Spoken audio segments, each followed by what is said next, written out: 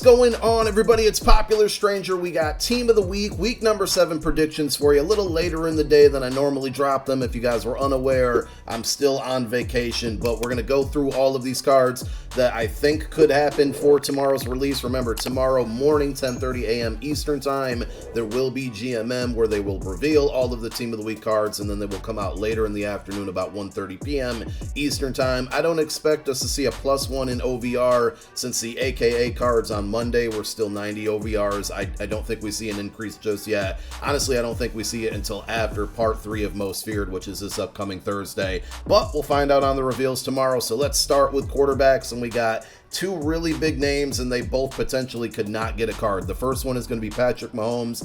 You just think that they'll normally save a bigger name like this for a bigger release, maybe even Most Feared. You never really know, but he had a really good game, and I mean really a good first half. Obviously the full game was good, but imagine if he duplicated what he did in the first half. He finished with 424 passing yards, 4 passing touchdowns, and also 29 rushing yards. And then the other quarterback that's going to give him a challenge here for Team of the Week is going to be Lamar Jackson, who had 357 passing yards and a blowout over the Lions, 3 passing touchdowns, 36 rushing yards, not a ton there, but he did find the end zone once. So maybe neither of them get a card. There's one possible quarterback at LTD we'll talk about in a little while here, but I think one of those two is going to get a card, but we shall see. At running back, not a lot of great performances, but we have an angry runs candidate here is Dante Foreman. He had 89 rushing yards and 2 touchdowns. I did see on Good Morning Football on NFL Network where Kyle Brandt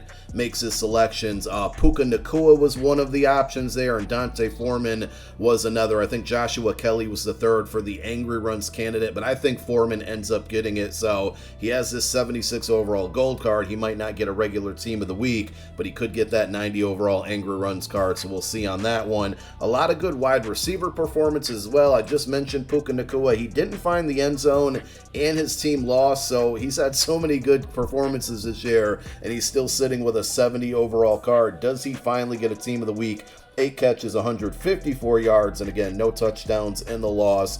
I don't think he gets one unless they do end up giving him that angry runs card. Now, we got our first, I'm pretty sure it was last week, our first good performance on a Monday Night Football game gets a Team of the Week card. So that means it is possible. And last night, Jordan Addison had himself a game. 7 catches, 123 receiving yards, and 2 touchdowns. He only has his 77 overall core rookie. If he gets an upgrade, I would expect it to be one of those mid-elites. I don't think they'll give him a 90 overall unless they give him the LTD. And then one other receiver who already got an upgrade this year is going to be Josh Downs for the Indianapolis Colts. He got that 85 overall ultimate kickoff card. He had on Sunday 5 catches, a $125, and 1 touchdown. That's going to do it for the offense. On defense, again, not a lot of big names here, so I'm not sure the route that they're going to go. Bradley Chubb, in a losing effort to the Eagles, I just want to throw that out there, did have 2 sacks and 1 forced fumble. Jerome Baker, I don't have him on my list, but he also could potentially get it. I think he had 1 sack,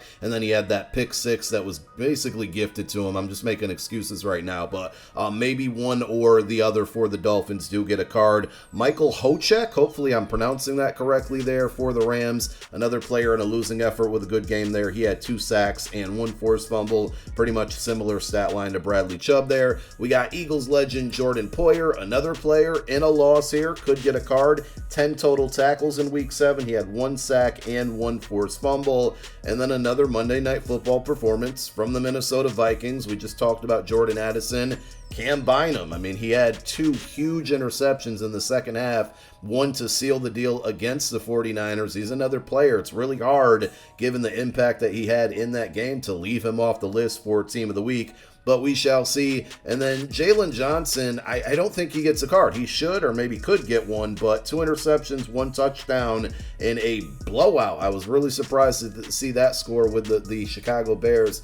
Only problem is he just got an unstoppable promo, and that promo, or unstoppable promo card, and that promo wasn't too long ago. So, you know, there's not really room, unless they give him a 90 overall, there's not really room there to give him an upgrade. And because I'm an Eagle homer, there were a lot of cornerbacks who got 1 interception in week 7. but also did Darius slay. So we're putting him on the list. Maybe he gets a 90 overall. Pretty impactful interception in the second half there as the Dolphins were looking into tying the game up there. So those are my picks for the defense in week 7. Now remember, with the LTDs, excluding 1 week so far, what they do with the LTDs is give a player who's currently in the NFL, who had a good week 7 in this case, and a prior year an LTD. And we got a couple names on the list here. We're going to start with Josh Jacobs, who absolutely stinks this year and hasn't done much at all. But in 2022, when he led the league in rushing in week 7 last year, he had 143 rushing yards and 3 touchdowns. Rashawn Gary for the Packers in 2021 had a similar stat line to a couple players this year